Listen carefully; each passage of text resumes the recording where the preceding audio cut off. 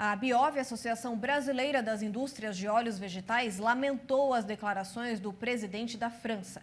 Sobre isso, eu converso agora com o presidente executivo da Biov, André Nassar. Olá, André, boa noite, seja bem-vindo. Oi, boa noite, prazer estar aqui.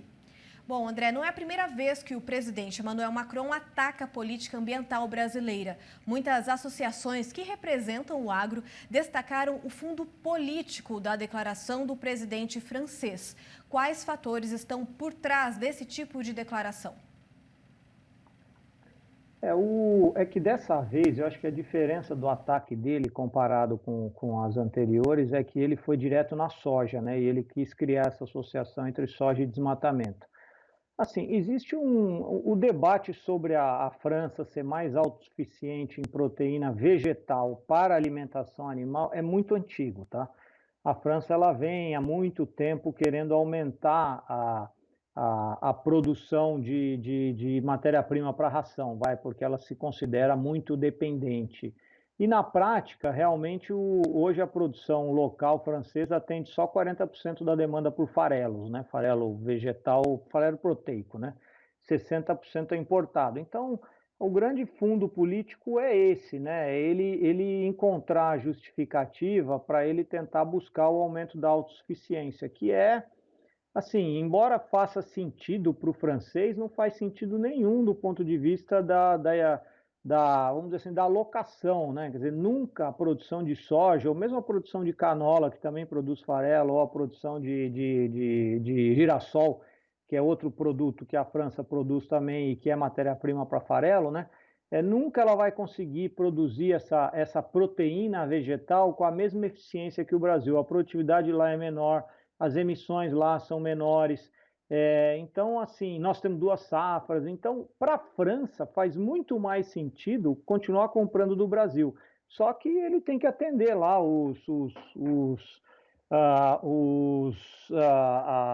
consumidores deles, né? E tem essa preocupação ambiental, aí ele mistura as coisas. Então, no fundo, ele tentou atingir 2 coisas com um tiro só, né? Tanto atender quem está olhando a questão ambiental de dizer que ele, como presidente, defende, né, a preservação da Amazônia, coisa que ele já fez outras vezes, e também disse, olha, eu ainda por cima defendo a soberania alimentar francesa, porque a gente vai começar a produzir e importar menos.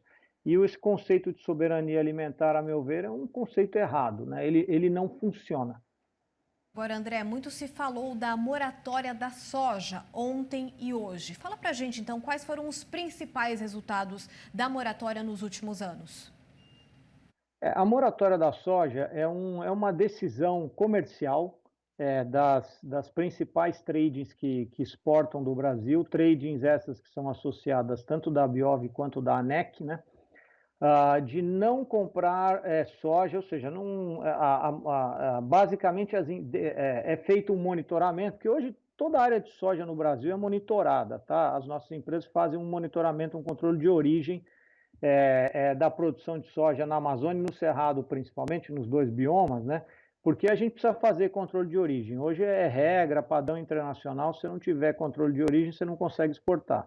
E em cima desse controle de origem é feita uma análise se houve desmatamento ou não depois de 2008. Havendo desmatamento, ou seja, imagina uma produção, uma fazenda de soja no Pará, para citar um exemplo aí, né?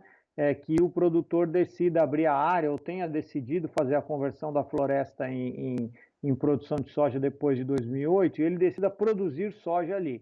Ele não vai vender essa soja para as principais tradings, as associadas da Biov e da ANEC. Ele pode produzir a soja, ele tem mercado para isso, mas essa soja não vai ser exportada, não vai ser comprada pelas trades. Por que a gente faz isso?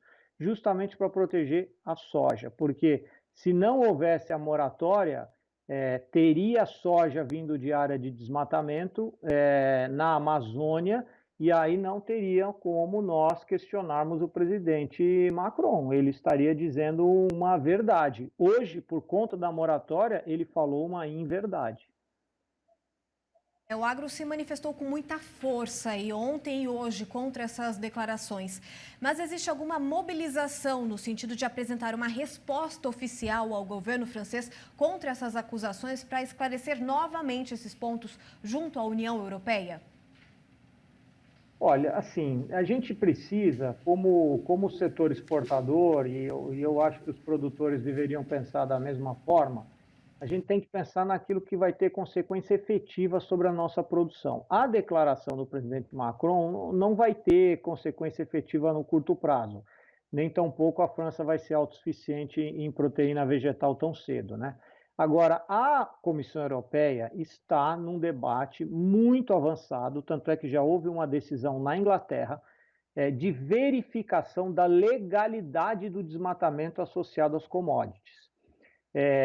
E se a União Europeia seguir nesse caminho, ela vai impor exigências para comprovação de que as commodities importadas pela Europa foram, se elas vieram de área desmatada, que essa área foi desmatada legalmente. Então, assim, nós temos um desafio enorme pela frente, porque, primeiro, nós sabemos que ainda existe desmatamento ilegal no Brasil, na soja praticamente não existe, mas em outras cadeias existe, né? Primeira coisa, não em outras cadeias, quer dizer, ainda há desmatamento ilegal que acaba aquela área sendo ocupada por alguma commodity brasileira e exportada. Então, essa é a primeira coisa. E a segunda coisa que é importante é que eles querem fazer lá na Europa um sistema de due diligence, como a gente fala. É como se eles fossem fazer uma verificação, uma auditoria da nossa cadeia de suprimento.